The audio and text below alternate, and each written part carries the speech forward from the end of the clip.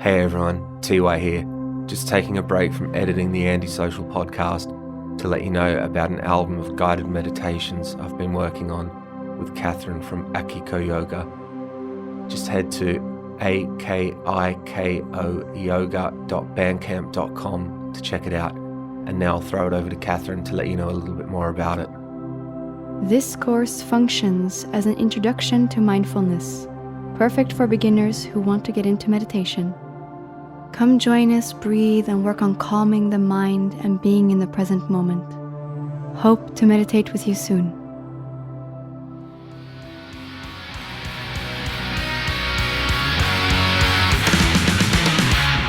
Hey, thanks for joining me for another week of podcasting, and a big thank you in addition to just listening to the podcast, but also all of your help rating and reviewing and subscribing and following the podcast on all the different platforms, sharing these podcast episodes with your friends and your family, your mates, your people you don't even like, whoever it is. It all helps. It's massive. But if you want to take it one extra step further, come on over and join me on Patreon, patreon.com/Andy Dowling. And support starts from only $1 a month. It is dirt cheap, nice and easy. And if you want access to an exclusive Patreon podcast episode that comes out each Tuesday morning, then there are additional tiers to access that as well. Patreon is fantastic for this podcast. It directly fuels this podcast. It keeps it all afloat. All the expenses are covered because of legends like yourself. So come on over to patreon.com/Andy Dowling. Thank you very much.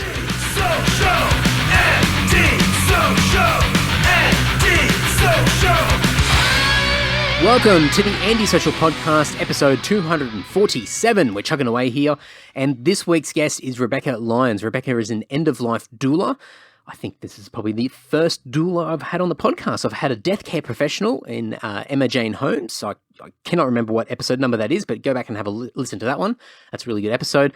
But a first for the Antisocial, a doula, an end-of-life doula. Rebecca is also an independent funeral director. She is co-founder of the company You and Taboo, and that company is all about promoting and encouraging death literacy and conversation in the community. Rebecca has done some amazing work over the years. She's travelled the world and put together this amazing report, which I've got a link to in the show notes over at antisocial.net, and you should be able to click through on the description as well and find all these links in the show notes. But even if you're not into reports, definitely go and check this out. It is incredibly fascinating. What Rebecca's done is travel the world, visiting all these different cultures in different countries and learn how they manage death, all the different practices that they put in place, the way that they approach it, their interpretation of death. And she's trying to grab these best practices and bring it into the community here in Western culture in Australia and hopefully in other parts of the world as well. It is a topic that we all have to go through, whether we like it or not, and we do go through it multiple times throughout our lives with our family, our friends, people that we know. So it is important to be talking about it freely, not making it a taboo subject and not waiting until the inevitable happens and then we panic and we don't know how to process it. And this is all centered around Rebecca's work. She wants it to become more accepted, and very much it's a part of our lives, and we should be embracing it rather than pushing away from it and repelling it. So lots of great conversation in here, lots of interesting insights, and certainly has challenged me in the way that I interpret death as well. So everything will be in the show notes over at antisocial.net, andydowling.net. You can click through on the description. There'll be a bunch of clickable links in there. But enough waffling from me. Please enjoy this great chat with Rebecca Lyons. What came first?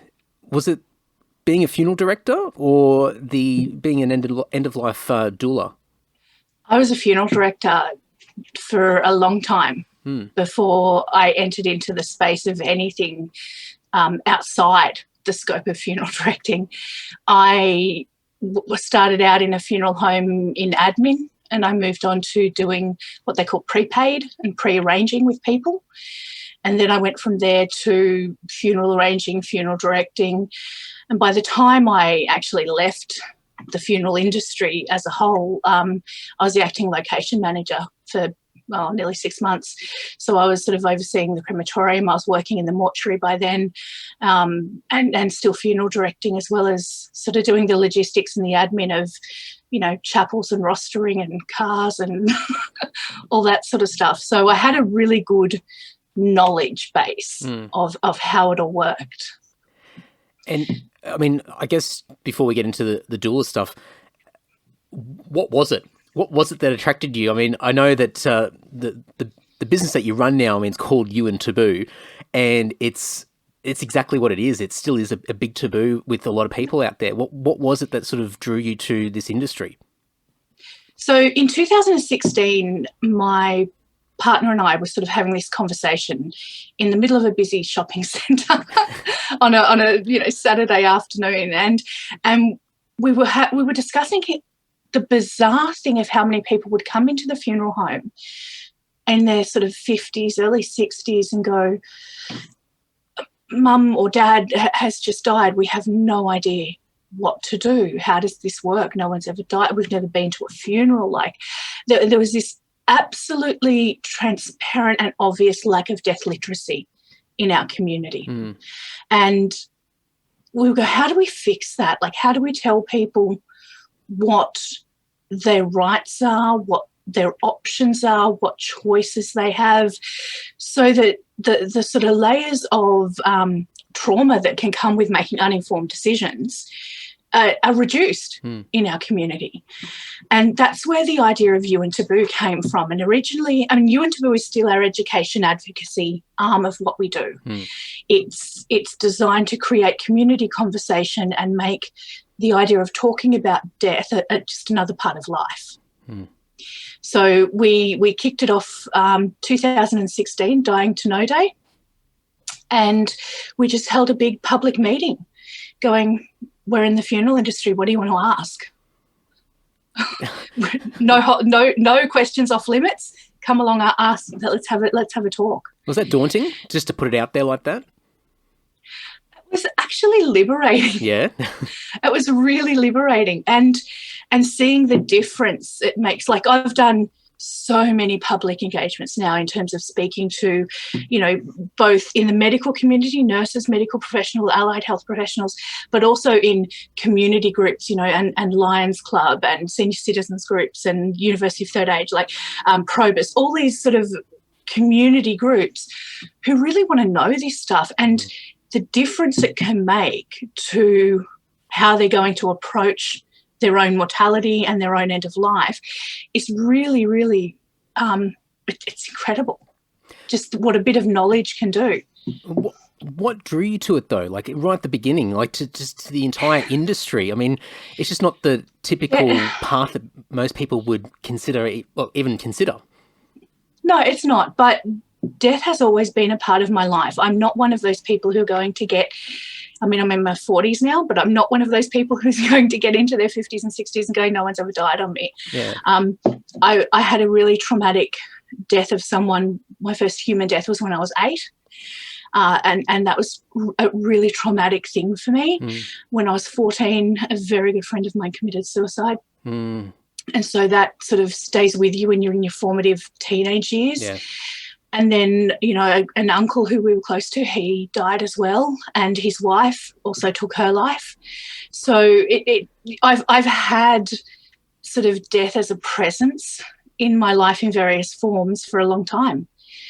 And yeah, it wasn't a huge leap for me, but it's also one of those things that the universe kind of dictates, I think, because when I applied for the job at the funeral home in 2011 it was, I was a qualified property manager.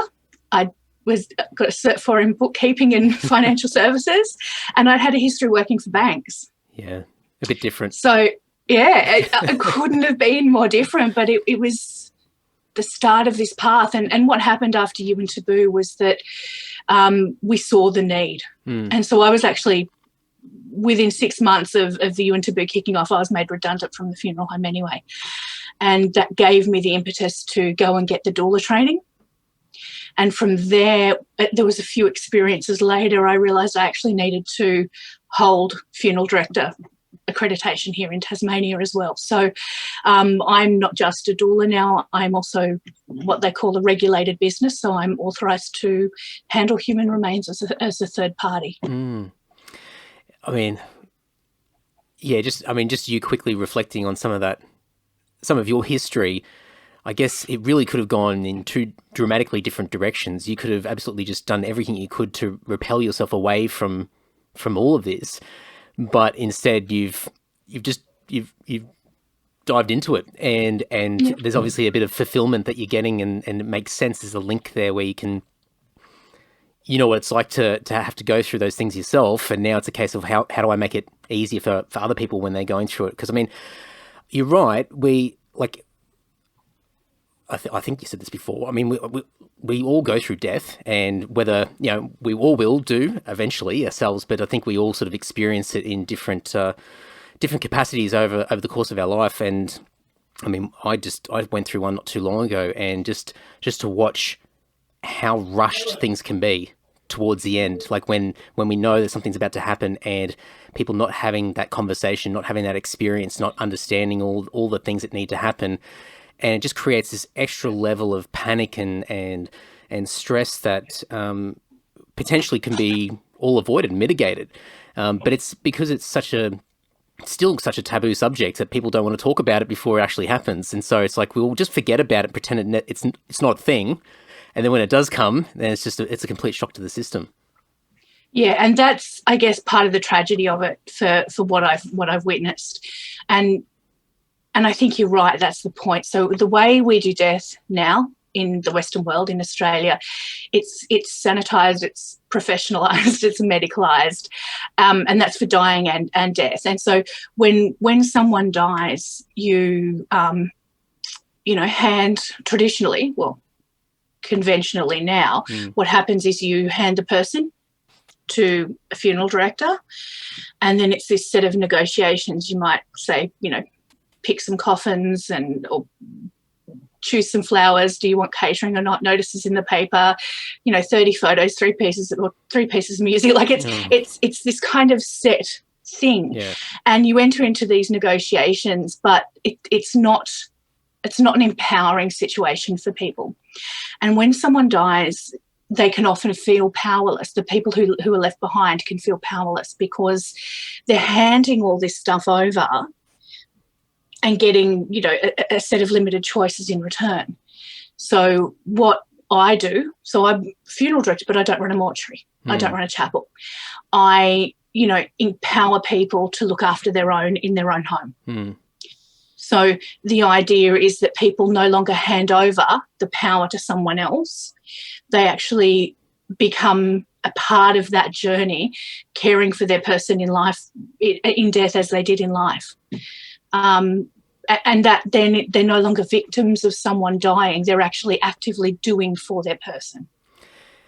I would assume, and as you said, like, sort of the Western world, that's pretty much the standard for most places. But I certainly have seen sort of different cultures handle things very differently, and certainly take things in-house within the family. And I, like, you watch the odd documentary on TV and you go, oh my God, like, how could they do that? That's just so, it is foreign to what we're used to. But do you find that now that you're practicing this and you're trying to encourage this more in the community, that it's probably still early stages, but it's becoming more acceptable or more accepted and more welcoming for people now? Because I would just imagine if you've had no background or understanding of how this works and you're used to that very sort of clinical way of going through those steps, then anything that's not that could be quite daunting. Yeah, and people do get daunted by it, and that's part of the education phase we're in at the moment, I guess, is showing people, how it works, what it can look like. So I do workshops and about what a home funeral can look like. So when my grandmother died, bless her soul, we had she permitted us.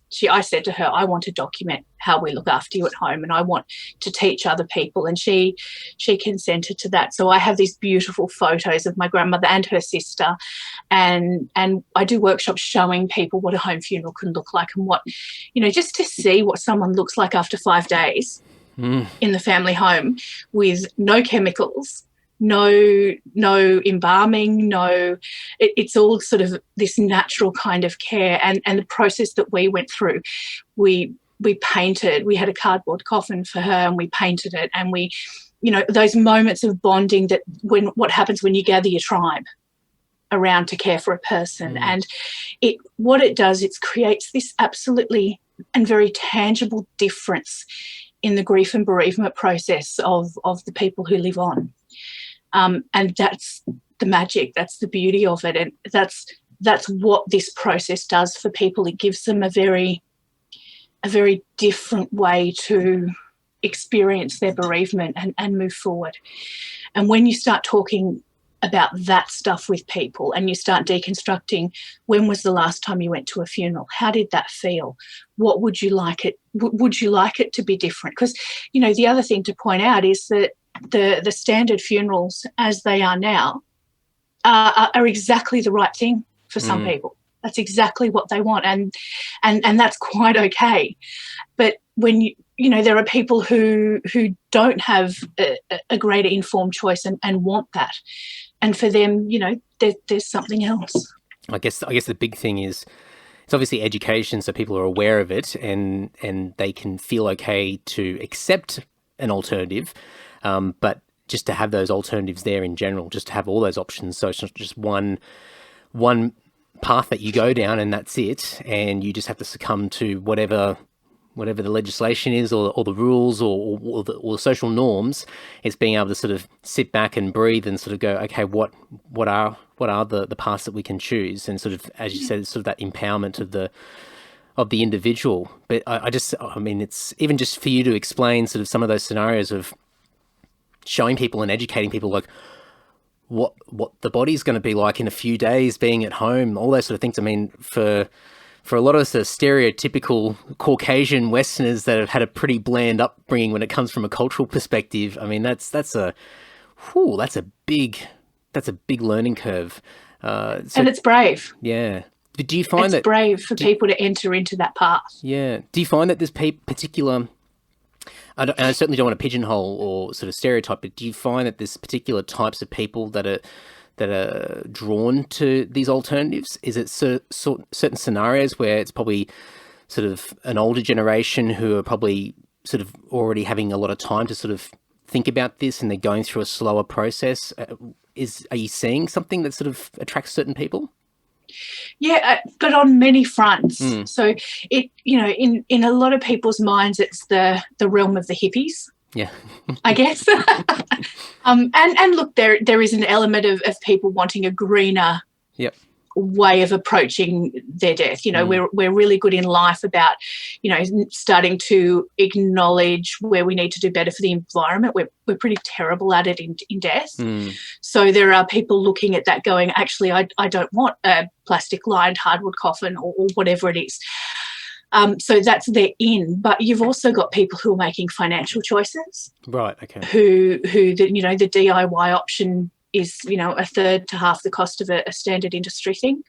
So, you know, that's a consideration for a lot of people as well. And then you have people who are going, well, we actually just want agency.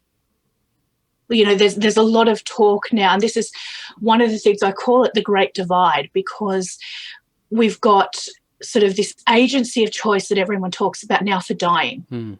We do our enduring guardian, we do our advanced care directive, we do our power of attorney, we do our will. They're the big four documents for end-of-life management. And in the advanced care planning document, you very much talk about, you know, do you want to be tube fed? What kind of pain management do you want? Who do you want in the room? Do you want to be, I don't know, taken out into the sunshine and played certain music? Do you want, you know, medical intervention? Do you want life-sustaining treatment? So you get a lot of agency, choice and option in the dying. And all of that seems to fall away when someone dies.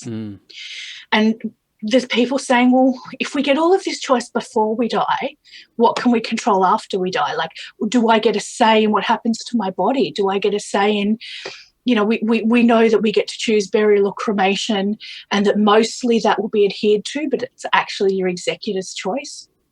You know, there's no requirement for any of that stuff to be adhered to legally. So the idea is then creating the agency of choice is by talking to your people, and there you have to enter into this taboo subject. You have to get comfortable with your own mortality.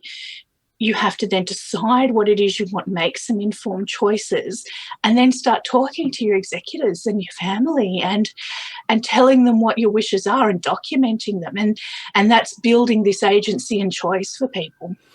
It's a reality that many people really try to steer clear of and do whatever they can to. It's just that it's the denial of the inevitable and just trying to focus on anything but that. And as we've said, like, it sort of gets to a point where, you know, things start to happen that are not a preference. But it's kind of like, I mean, for a lot of my life, I've seen it just in pop culture, like the way that we talk about it, we sort of romanticize, oh, what sort of songs would we like to have played at our funeral? And so that sort of, that level of it, which is just scraping the surface of the entire event.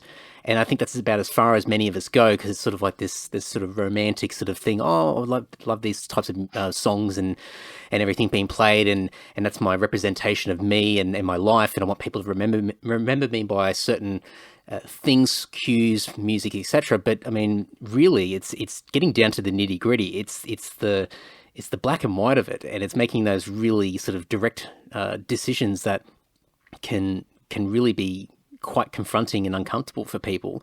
And it's quite funny because this morning I was just scrolling through my phone on Facebook, and I saw an article pop up, and you just sort of mentioned it before. It's just funny how things just fall into place like this. But there's an article from the ABC, and I think it was published yesterday, and it's about a company in Tasmania, and sort of, I think, northwest Tasmania. I don't know exactly where they are, but they make cardboard coffins, and they've been doing so for a little while now. The daisy boxes. Yeah, and so they had this great write-up about it, and they had a few sort of stories of different people that have I think there was one gentleman who'd passed away, and his wife had painted the box with the Phantom from the comic book thing. And so, and just talking about what we're talking about now, where people are sort of making decisions in advance. They're buying these cardboard coffins that look amazing. They're flat packed, so they go and you can ship them anywhere, and people get them in advance, and then they can paint them themselves and decorate them themselves, their own coffin, which on the surface, if someone just mentions that, you go, oh my God, that's such a horrible thing to do. But the way they explain in that article, and even just what we're talking about now, it's that it's just having that control, and sort of it's that further extension of that very stereotypical sort of thing that pops up in conversation about, you know, the types of music that you'd like to have played at your funeral and certain things like that. It's just that next step along. And I think things like that and those types of stories help bridge the gap between sort of that very airy-fairy aspect of these events and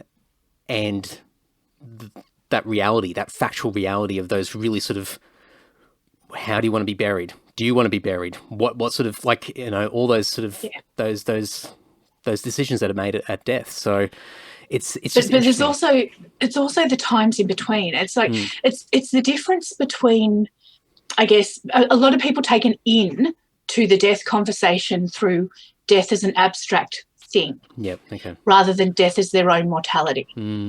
So and our pop culture is really great at death as an abstract. Yeah. Oh, absolutely. But when you sit down and say, well, have you considered writing your own eulogy? What words do you want to remember you by? It's not just about the songs. It's about, you know, between the time that you die and the time there is a ceremony, if there is a ceremony, what care do you want to your body?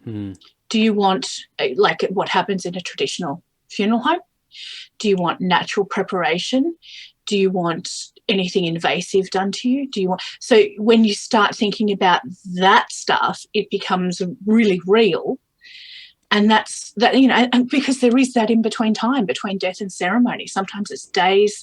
Sometimes people try and get it over really quickly, which I always find a little bit bizarre. There's a gentleman I worked with when I first started in the funeral industry, and he used to say, look, it takes 9 months to grow a baby. It takes 12 months to plan a wedding. It takes, you know, you plan a 21st party for a month, and you want a funeral over in 3 days, really? So, you know, and that sort of always stayed with me, because there is that in between time, and how do you want to be treated? And yeah, there's a lot of considerations to be had. And I think the big thing is that a lot of people don't even know what those considerations are. And so when that happens to them and they're not part of that conversation anymore, it's left to everybody else remaining to quickly scrape together, whether it be money, just in that literal sense, or just trying to get some agreement between the family, who probably all have very strong emotional opinions that all conflict with one another, to try and find some common ground. And that's probably why a lot of these timeframes are so short, because people just want to deal with it, get it out, get it done, and move on. So it's not just the reality of death, but it's also all the additional stresses and pressure that is within family and friends trying to work out what potentially would this person have wanted, but trying to fight your own biases as well along the way. So I can understand, like, even the one that I've just experienced not too long ago, there was about a week turnaround, and somebody had said, "Oh, that's a long time," and I go, maybe, I don't know. I don't really, luckily for me, I haven't been to a lot over the years, but, I guess maybe, it depends. So, and I guess, especially in Western culture, that's the thing. It's just, quick, let's deal with it. Let's go through these steps, and then we can stop thinking about it anymore. And we'll just scramble next time it happens. And I think that's part of the problem. So when I did a fellowship last year, Churchill Fellowship, and that sort of took me across 6 different countries looking at body disposal technologies, so things other than burial and cremation, but also relationships to death and ceremony. And, one of the places I landed in was Mexico for Dias de los Muertos. And I was sort of got the rare and beautiful opportunity not just to be in the cities, but to go out into the villages and talk to people and look at the altars to their ancestors in their homes and clean graves with them and talk to them about what this ceremony, what this festival and these days actually mean to them in the villages. And it's an incredible way that they do death. So I was based out of Oaxaca, and some of the villages that I went to, there were 2 of them, and they both said the same thing. There's a 3-day turnaround between death and burial. But in that 3 days, the body stays at home with them. The entire community comes and hangs out at the house for 3 days. The band sets up out the front. The priests come and say their prayers. They have this stream of community. They then have a procession to the church and to the burial. 30 days after that, they do it all again. So this is the community checking in on the family, talking about the person who's died, having these sort of rituals and follow-ups and ceremonies, and creating this network of support.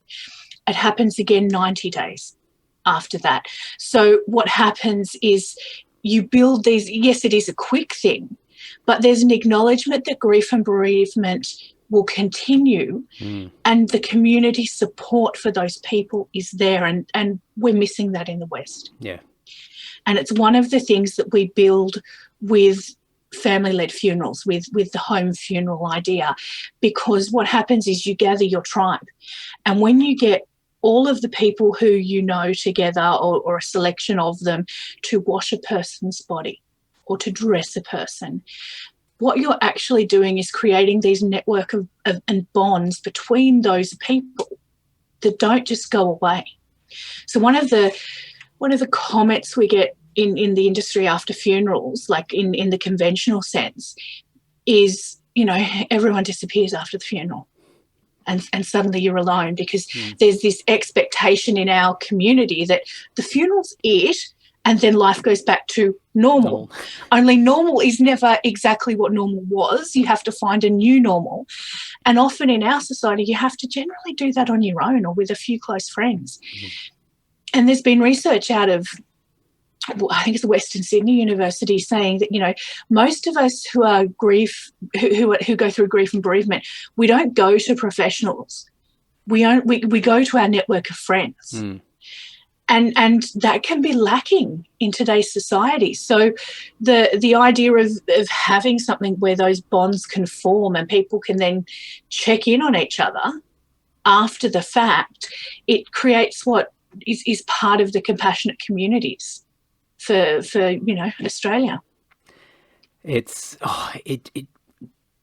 such a massive gap. It's huge, and even sort of in the last week or so, me writing notes down and sort of having a bit of a dig into your world and sort of understanding some of this stuff, I've realised sort of how much I don't think about a lot of this. And I like to think I'm pretty open-minded and certainly taking a lot of different perspectives. But, I read through, didn't read everything, but I read a lot of the report you put together, and like really fascinating, like amazing, just to see how other countries, and within those countries there's so many different variations of the way that people are going through these steps, and a lot of it's shocking, like as the initial reaction, where I sort of go, oh god, like I can't believe that some of these people are doing this. This is out there. But then the more that you think about it and the why behind it, I think that's when things start to fall into place, those pieces of the puzzle fall into place. And I think it goes back to what you said before, where that sort of institutional option of going through the funeral home and having that sort of very stereotypical Western sort of process is still there for people, but to have those options and those alternatives, especially, I think the eco thing's a big thing. I think a lot of people sort of start to, they're more socially conscious. I can't even talk today. And I think people want to have an impact, and they want to have an impact while they're alive. And I think people are understanding that they can have an impact afterwards as well.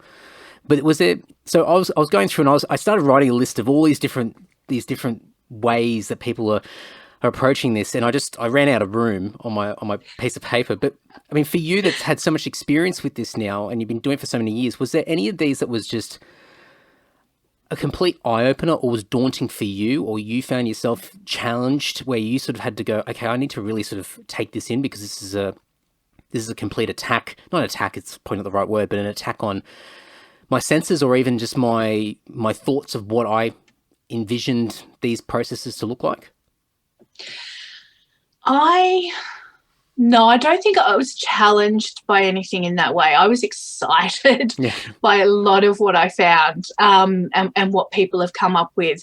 I guess the most challenging thing would have probably been the idea of the cremation. But again, that's a concept that doesn't have proof of concept yet. It's an idea. So what was that? Sorry. That is the idea of basically freeze drying a person and going through a process of separating that person into small pieces, which are then dry, that can be shallow depth buried. It was challenging to me because it's a very labour intensive process. It requires 2 coffins and all this sort of stuff, and coffins are not a legal requirement in my state. You don't need one at all. So the idea of I guess I was challenged on the idea of that being really environmental because of what goes into it. But the things that, some people have, there's a couple of pictures in the report of me collecting bones from the alkaline hydrolysis, and, people look at that and go, you picked them up? I'm like, yeah, I really did. I actually, their bones are incredible, and they come out so soft. In Minnesota, where I saw that, you actually can't give bones back to a family. So we had to break them up, and they have to go through a grinding process, like like the remains from a flame cremation also go through a grinding process. But I actually picked up a femur bone at one point, and we had to sort of break them to go into the machine. And the idea that you can do that it's amazing to me, because, the alkaline hydrolysis is not just a concept, it's actually working. And it's in, I think 5 or 6 states now across America, and it's about to be introduced into the UK, I think. It's happening. And so it wasn't confronting to me as much as it was really exciting, because it's non-invasive, it requires no coffin, there's no air pollution from it, and the byproduct goes back into the water cycle. I mean, what a way to be useful just like practically, like you're just going back into the system. Yeah, and look, the other thing that really excited me about what I saw over there was this idea of both natural burial and conservation burial. So I still think natural burial is the most ecologically friendly way to return to dispose of a person's body, to return a body to the earth. And then conservation burial is kind of this business model that's built around natural burials. So a natural burial is a shallow depth grave, so you only have a metre of soil between the top of the body and the top of the earth. You have a chemical-free preparation of that person's body, so no packing down the mouth, no plastic eye caps, no stitching, no chemical washes. The body's only wearing protein-based fibres, ideally. You can use plant-based as well, but protein-based fibres like silk and wool are the best. There's no plastics. And then you wrap the body, so there's also no coffin. And then you have a grave that has like compost material and ferns and greenery, and you only dig shallow. 1.2 is how you dig. So what that does is put the body in the aerobic layers of the soil, where breakdown and decomposition happens really much quicker than it ever would 6 foot under. And the nutrients, the benefit is the nutrients then go back into those aerobic layers of the soil. Conservation burial is where we go, okay, let's, for argument's sake, buy 10 acres of land and let's have an acre of that. So you can get 650, 700 bodies per acre if it's a field. Okay. So let's have an acre of that 10 acres as a natural burial ground, and we'll run it as maybe a not-for-profit. So the profit we make from those burials will go into not only conserving that 10 acres, but buying the next lot of land. And let's make that next lot of land next door so that we're actually building wildlife corridors as we go. Mm. So this idea of conserving land and then benefiting the land with the burial of bodies as well, it's phenomenal what people are doing. It's really thinking outside the box, and I think that would help people get over the taboo of it all. Because I think then a big thing with people is there has to be a why. Can't just be told something, can't just be told, oh, this is the way we should be doing it, and just blindly follow. I think people need to understand before they really get the buy-in. And so also that sense of purpose. I think people need to feel that they're worth something, that they can contribute something, even if they don't always feel that way. In order for them to sort of jump onto an idea, it's got to make sense to them. It's got to make them feel, it's got to have that sense of purpose. So I think things like that, those options would just open up people's minds so much more, because you're becoming a volunteer. It's like volunteer work. But you don't have to do anything because it's done. It's all done for you. You don't have to sacrifice your weekend. Yeah, and that's the thing. Like by making the choices, by having the conversations before you need to have them, you're actually leaving this beautiful legacy and giving a gift back. And it's one of the really positive. There's a lot of really negative language around dying and death, and a lot of language that reinforces that people don't have choice or they don't have agency. But the idea and the narrative around actively giving your body back to the earth, actively returning to the elements or to enhancing your natural environment, your final gift is a gift to the earth, and that is your body. It's actually one of the very few positive language narratives that we have around dying and death, because most of it is negative. And the language of dying, we lose people, we fight, we battle, we survive, we lose the fight. It's war mentality. Yeah. It's this idea of, you have to fight. Implicit in that is people fight longer than they even want to. There are people who go, you know what, I know they want me to fight, but it denies people the ability to be a person living with cancer because they're a person battling cancer. And it sets people up to lose because, heads up, we're all going to die. So, there's this kind of disempowering war mentality that we enter into when we think about illness and death. And then when death happens, we talk about losing. We've lost a person.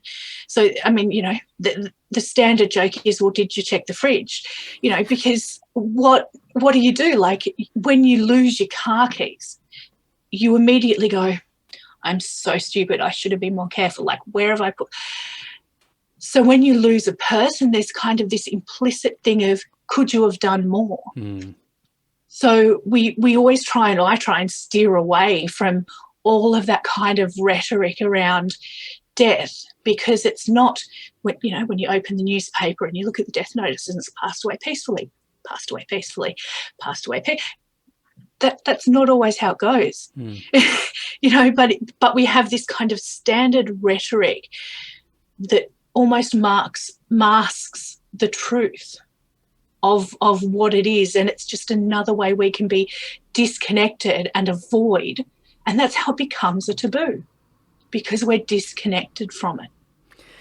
Dramatically disconnected from it. I mean, even just the contradiction of, you know, using those types of words in the classifieds, you know, those death notices to say pass away peacefully, but then to use all the other language about, you know, losing somebody or fighting, all those survival, as you said, that war type language. It's like, well, we'll talk about it in a negative light when we're trying to convey our emotions, but without going, it's a contradiction. There's so many contradicting emotions out there, and I guess that's why it's so confusing and difficult for a lot of people to grasp and try and work out where do they even start, because there's just so many different norms out there that you know, the way that we sort of accept these things and just not connect with it at all. Yeah, so I guess a big thing that I see with a lot of this is the empowerment of it all, like empowering people, and not just obviously the person, you know, for yourself. And we all sort of think, you know, should be thinking about these decisions, but even just to empower the family as a whole, that whole, as you said, the word that you said a few times, tribe, empower the tribe to collectively sort of work together and support each other.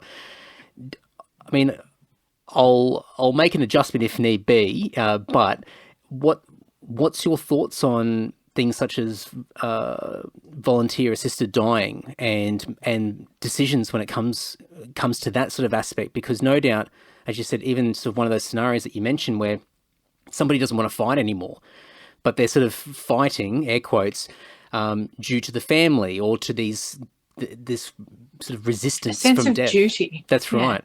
Yeah. What are your thoughts on that? I don't know how it works in Tasmania or sort of, yeah, what the reality is. It's actually currently being debated in our parliament at the moment. It's the third or the fourth attempt that they've got to put the legislation through now. It's gone into committee phase. So we've all got our fingers crossed that it gets through this time. It's actually this last lot of legislation that's been tabled had the biggest interaction with the Tasmanian public ever on record. Wow. In terms of people who signed a petition in support. So the petition that was tabled had, I think, 16,000 signatures, and that give or take, and that is the most community outpouring of response ever for something that's been tabled in Parliament. So it's phenomenal, and we're ready. We are so ready, because it is about empowerment. It is about choice. There's a fantastic documentary that came out a couple of years ago called Fade to Black. Okay. And yeah, it's a fantastic title, good song as well. Had nothing to do with the song, but they you know, in this documentary is about an Australian man who's going down the path of wanting to have control over his death, and it tells a story that is very, you know, it tells a story that gets spoken about a lot, and that is having something to end your life, knowing that you have that control, is actually more important a lot of times than doing it, because in this kind of powerlessness of letting go of your mortality. So people who have a person who's dying, grief starts long before death. But there's kind of this unspoken thing as well, where the person who's dying is also grieving. So they're grieving the loss of their future, the loss of their relationships. It might be the loss of their, the times they're not going to have with their children, or, there's this process of grief that can be very different and at very different stages. And so for the person that's dying, the idea of being able to control the narrative of that it actually can make a massive difference to how they approach their own grief and their own mental capacity going in to death. And people who have the stuff don't even always use it. It's about the control and the power and the empowerment that they have, having the agency of that choice. And it's so important. Having that sort of the mental peace of mind to have that control, where you make that decision yourself, could actually improve the quality of life up until the point, and as you said, may never take that option themselves, and things just may just play out the way that they're going to play out. But that individual's quality of life, because they're not stressed and the body's not stressed because of the way that, they're worrying about, these different stages of grief, but also, the family, like sort of you're grieving because your loved ones are grieving and they're stressing. So, it's just this cycle, back and forth. So I think, and I can't remember, it might have been Andrew Denton did a podcast series a few years ago. Better Off Dead. Yeah, absolutely fantastic. And I think, I've certainly known about the topic for years and always been sort of very positive to the concept. But that series sort of just opened my eyes up, or my ears, because I was listening to it. But it was incredible. And just to hear those types of stories where they were talking to people and they just said, yeah, like, I never used it, never took the option, but I had it. And then I knew it wasn't up to me to go and fight with the doctor or get the paperwork, jump through all the loopholes and plead for somebody to help me, or to flee the country and depart the family and do it somewhere in a foreign land, just because you want to try and find that control. Yeah, and the idea that I think we've handed so much off in our world to, we live incredibly busy lives now, I know, and we've handed off a lot of stuff to professionalised service. We've outsourced. But the idea that we would outsource the decision about whether we've suffered enough seems really that there's something lost there. That's something that people should decide for themselves, I feel. I have to, and I don't think it's amplified until those unfortunate moments where people have to go through it and they're not prepared. And I think the whole sort of premise behind that podcast series was, I think Andrew was talking about, I think it was his father or something like that. I'm pretty sure it was his father, could be wrong, went through an absolutely horrific end of life and just didn't have that option himself. So they had to, he had to endure just a really unfortunate end of his life, and the family had to go through that as well. So obviously that's prompted him to look more into this world, into this space, and I see it being discussed more and more now. And I think that with the changes of law, where it'll empower people to then have those decisions, I think then I would assume it would naturally open up all these other topics and these decisions that we've been speaking about, where suddenly people are far more open-minded about their preferences and what they want into the specifics of different forms of burial. Yeah, I hope you're right, because I think these legislations, what we're seeing in Victoria, Western Australia, now hopefully in Tasmania, it's a good start. And I think it's the kind of bridge that is needed, but I don't know if it's I don't know if it's all that's needed. I'm mindful of the professor fella in Western Australia who said, you know what, even if these were complete law now, I still wouldn't be eligible. And he flew off to Switzerland. Yep. There is argument that there's room for this stuff to grow as people get comfortable with agency. Oh, yeah, it's a lot to take in, isn't it? It is. And, there's a lot of scenarios and situations that aren't encompassed in current legislations as well. People who are mentally ill, people who lose capacity, there are people who say, I really want this if I get to this point.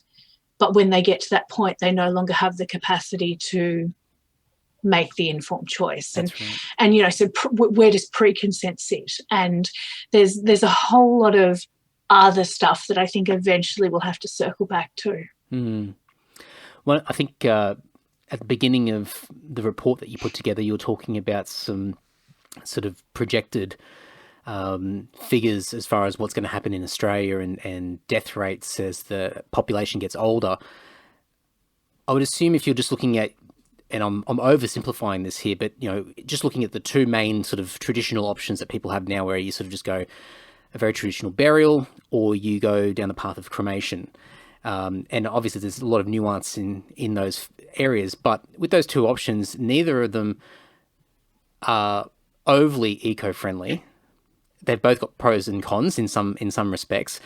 Your traditional burial takes up a lot of land, and we've seen this over the years. I mean, just trying to work out real estate, and there's in some parts of the world, I'm sure you'll be able to tell me, but there's time limits on how long a body can remain in a plot as well, which is a really sort of overwhelming thought to have when you're putting somebody in the ground, and then knowing at some point in time, even if you're not around anymore, that person needs to be moved. So as the population gets older and we're being more sort of heightened about all these problems that we're going to have, potential problems, I should say, I guess all these alternatives are going to be more and more. I think people are going to be forced to have to talk about them. It's not going to be a choice. We're just going to have to eventually, one way or another, we're either going to ease people there and get people on board, or it's going to get to a point where it just backs against the wall and people are going to have to start looking at all these other options. Yeah, I think you're right. And, what's happening in the US at the moment, there's one funeral home I went to who said, we offer cremation. Would you like it water or flame? And it's that simple. There's another funeral home who doesn't even have a flame cremator anymore. Right. They just do alkaline hydrolysis. And you're right about the timing too. So bizarrely, in Tasmania, recently graves have been given 100-year perpetuity, which is so ridiculously complicated and unnecessary. But the idea is that the sanctity of that grave is maintained for 100 years. With natural burial, the idea is you're dispersing that person into the natural environment. And the idea is you can reuse those plots. You don't need to look for more land because you're about land conservation. So it's a very different approach. It's a different ethos. But yeah, the time limit in Italy, for example, you get 10 years in a grave. Wow. If you just go in a grave in a coffin, and there is no buyout. So in the Czech Republic, when I was in Prague, they continually pay. They repay, right, and they can keep their grave. In Italy, they can't. It's 10 years, that's it. Unless you're buried in a vault. They do the big concrete vaults into the ground, and then you get 30 years. And whatever's left after that time is brought up, and then you get the choice. You can have it cremated and take it home, or it can go into a wall, cremated and put in a wall in the cemetery. So, yeah, it's a lot of management that is not necessarily needed, and none of it really good for the environment. So we are going to have to be forced to, if you went to a funeral home, I can't remember the exact statistic now that was in my report, but I know it was something ridiculous, like an 80% growth in the next 30 or 40 years or something.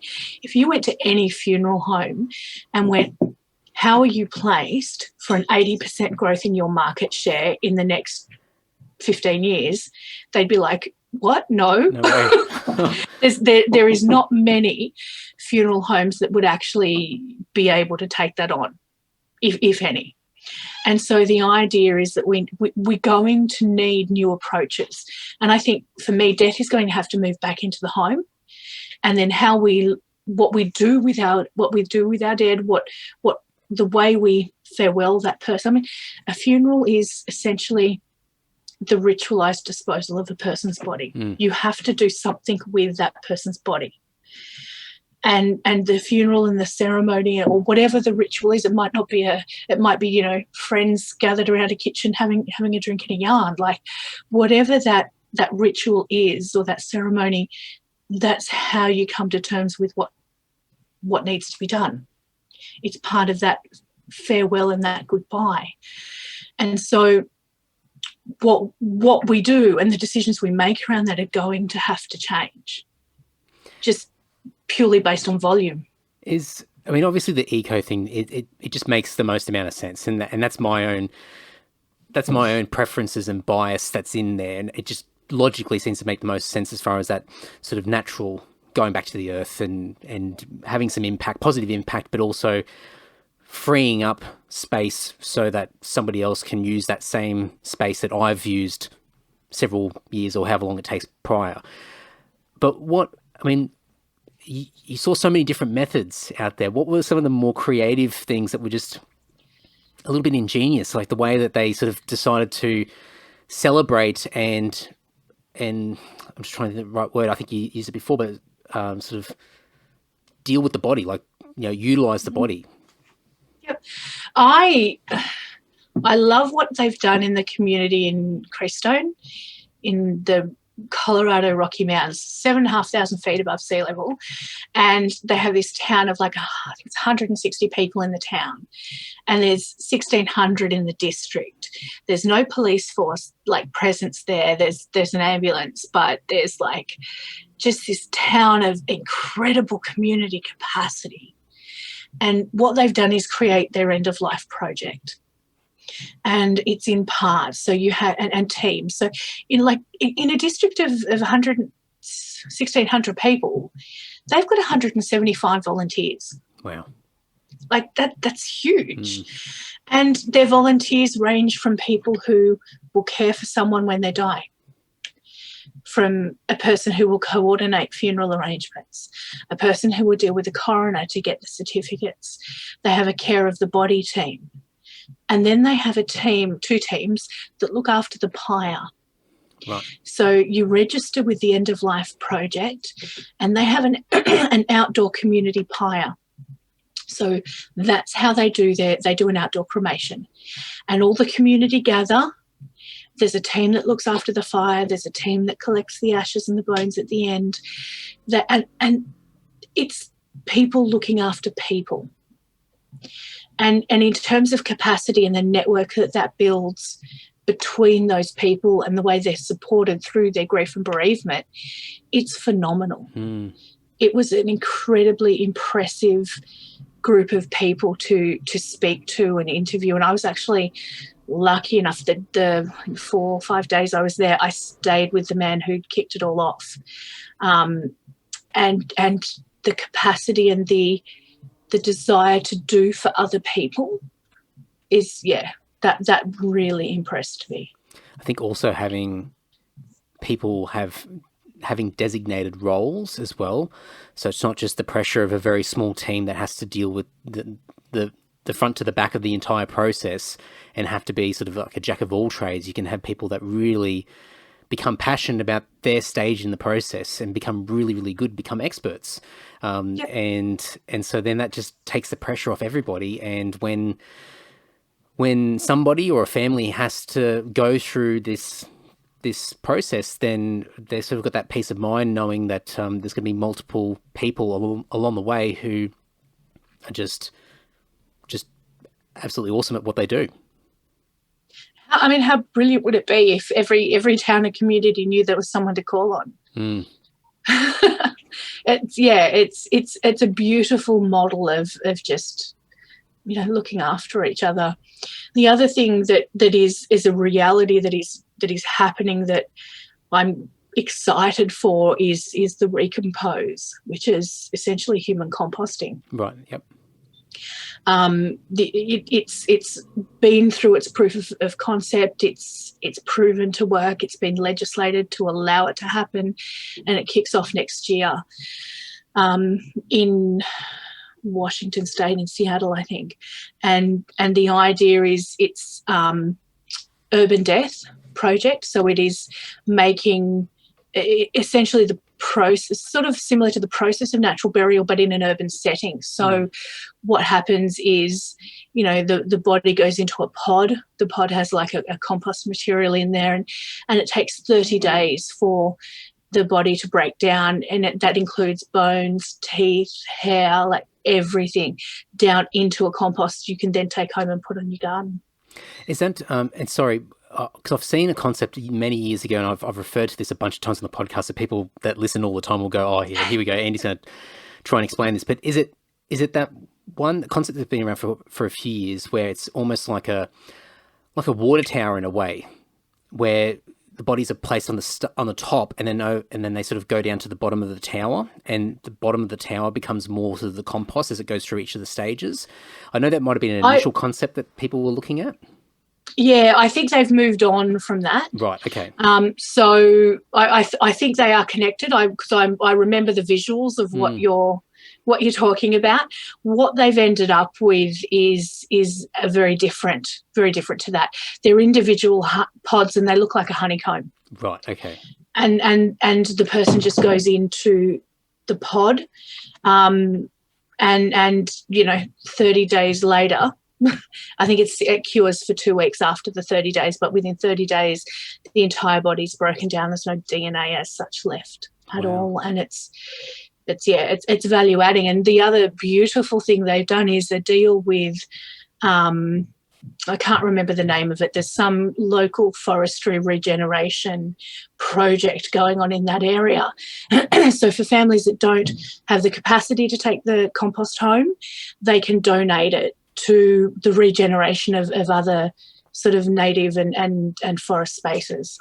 I think that's really important to have a link there, because obviously to create something of value is one thing, but then to be able to have it go in a direction or multiple directions that makes sense. So it's not just because the first thing I thought of, and it's probably not very entirely tasteful, but I was just imagining like you go to Bunnings and you go and buy a bag full of compost for your garden. And I was just thinking, oh yeah, well I guess there's a few different alternatives that you could have there.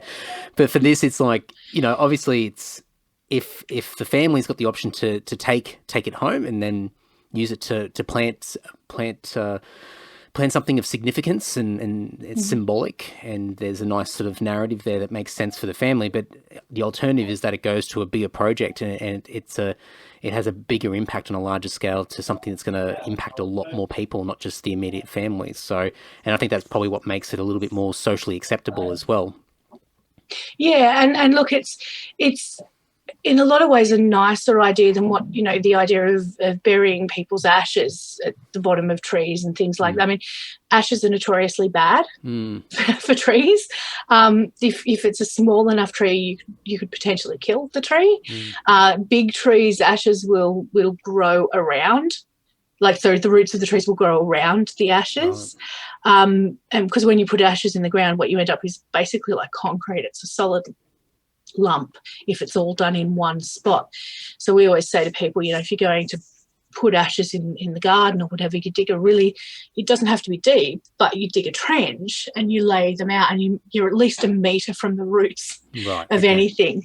But and look, there's the amazing innovations and the disruptions that are happening. There's a guy who's developed again like a compost mix that you mix in with ashes that neutralizes the bad stuff in them, which you can then take and grow tomatoes in. Wow. It's called Let Your Love Grow, and he's developed this for pet ashes. He's now developing it for human ashes, and it's amazing because it neutralizes the acidity and all of the stuff that's in the ashes, and makes it sort of, I guess, palatable for plant life. So yeah, there's some incredible. I think that's the big thing. And what you said earlier in the conversation was about education and awareness. And I think if people can start to see some of these alternatives that are not just for the greater good, but it's also something that gives some symbolic connection that settles people's hearts in their minds to know that, there is a nice thought that, your grandmother or family member is now feeding your family with a beautiful sort of tomato patch or whatever it might be, or the traditional sort of lemon tree, or things like that, where there's that symbolic connection that goes back to the earth. It's the ultimate in nurturing. Like, I know I'm a mum, and so the concept of nurturing for me is an important one. And when we talk about the stories and the narratives and the rhetorics around changing our concept of death and making it okay to talk about, they're the kind of narratives that are really beautiful and helpful to include. And another thing that's really doing that is, I guess, the introduction to doula. Into the introduction of doula into this space, because doulas work with people before death. So a doula role is sort of from the introduction of, say, a terminal diagnosis or a life-limiting illness diagnosis. You can engage a doula even when you're well, but usually people will come to a doula when they get bad news. Or when there's uncertainty. And then that doula can sort of stay a presence or drop in and out of that situation up until the point of death as a non-medical support. And it's the sort of removed third party that can look at a situation with less emotion in a way and go, well, how we, if it takes 16 people, the latest sort of information is it takes a team of about 16 people to care for someone who wants to die at home. And, the palliative care figures say that about 70% of Australians say they want to die at home. About 15% of Australians achieve that. And it's largely because we don't have the networks. People get burnt out, or they don't know what to do, or they don't know where to turn. So the introduction of a doula into that space can coordinate the networks, can go, okay, well, where's the team? Where's the 16 people? Who are the doctors? How are we all going to communicate? Do we need to put communication books and strategies in place?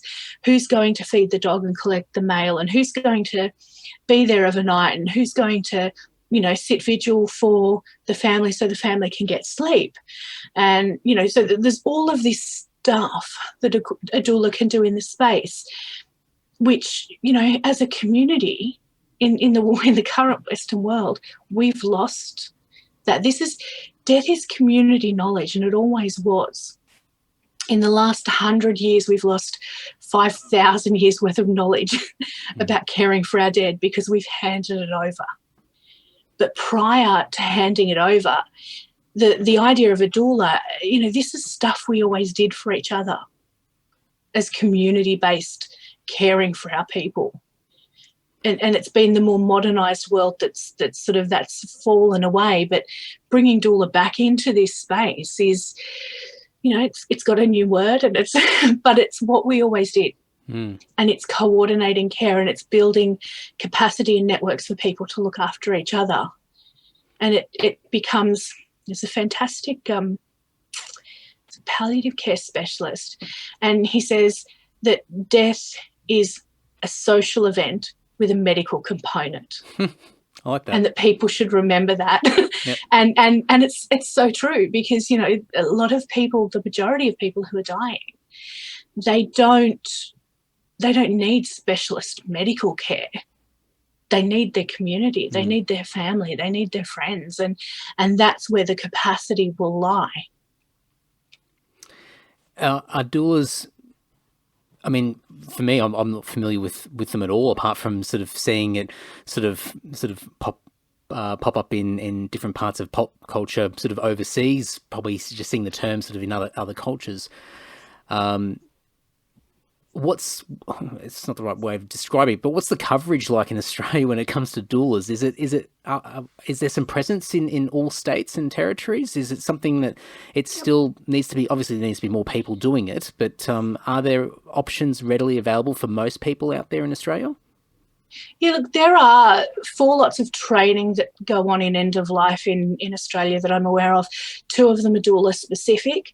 Another one doesn't necessarily use the word doula, and then there's one that's more of an overall encompassing end of life training. So between those 4 services, I would have to estimate there'd be just over 200 maybe. Okay, right. Trained people who have had training in this space, one way or another.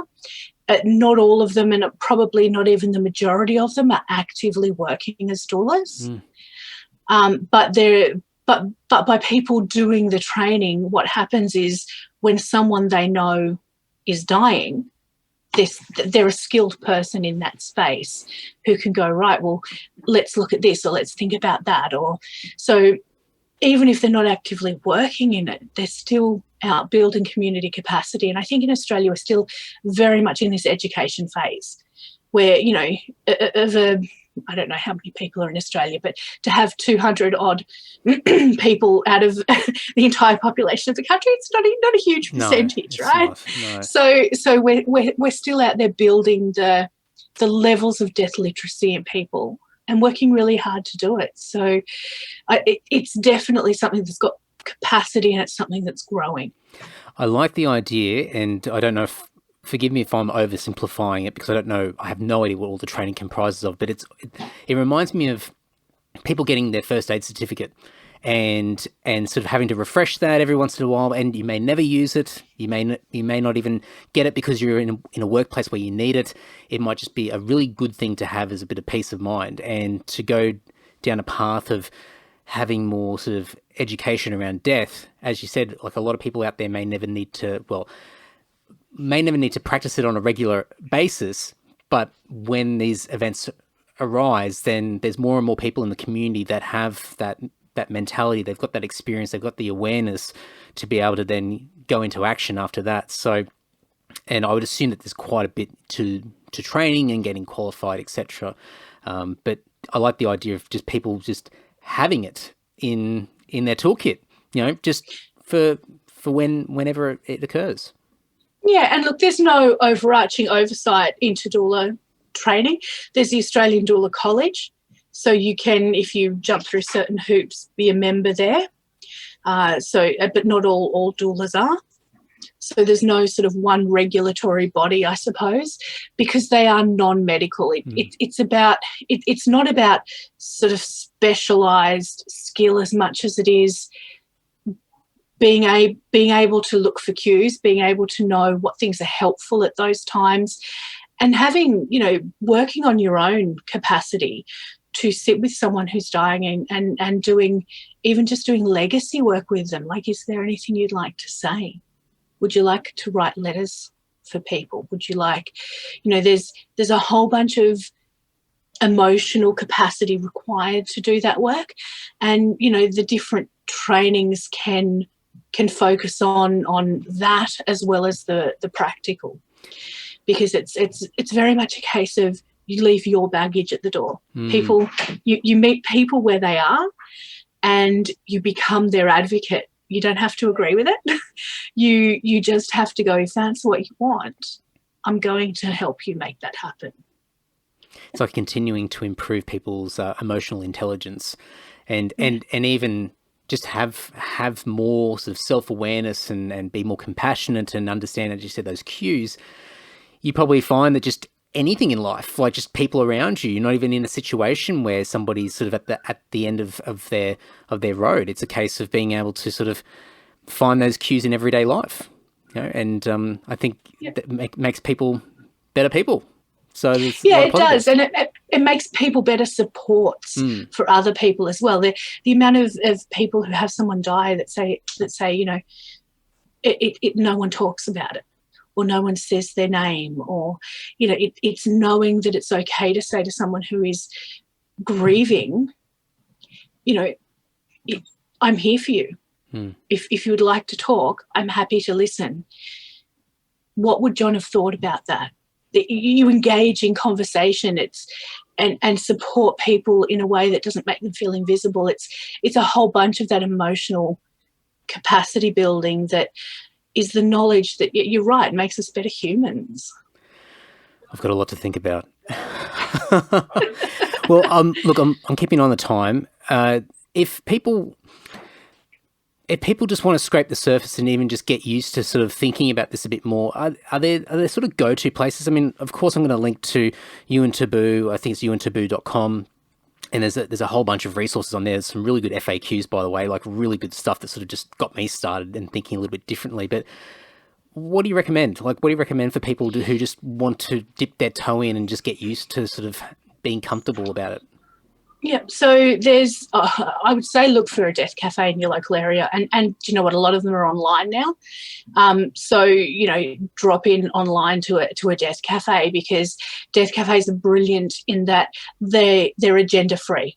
They run with whatever people bring to the conversation at the time, and the conversations are facilitated, but they're facilitated in a really open way. So there's heaps. There's heaps of them around Australia now.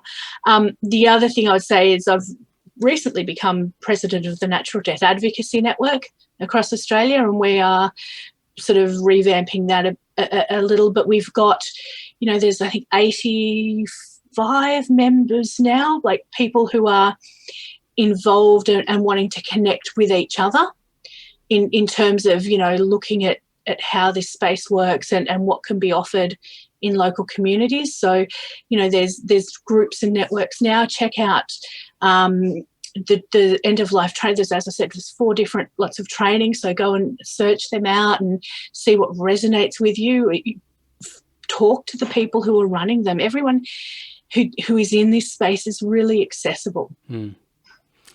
Well, I'm going to dump a bunch of links for people to check out, and I mean, even I could keep talking to you for hours, because even when you said death cafes, I'm like, oh, okay, well, maybe I need to talk about that as well, because that sounds really interesting and out there. I mean, just the name itself sort of already sort of sparks interest, and no doubt with a lot of people. So, lots to talk about. But Beck, thank you. Happy to have a part 2 if you want. Oh, hey, my arm is twisted.